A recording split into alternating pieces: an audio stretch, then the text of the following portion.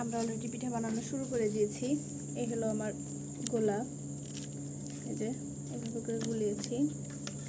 আর একটা পিঠা অলরেডি তুলে দিয়েছি, সেটা আমার বাচ্চারা খাচ্ছে। এই যে এটা মাঝখানটা তেমন একটা ছিদ্র হয়নি, কিন্তু সাইডটা অনেক সুন্দর হয়েছে। এই যে অসংখ্য অসংখ্য ছিদ্র হয়েছে। দেখি এর পরেরটা কেমন হয়। কেমন হয়েছে মানা? মজা।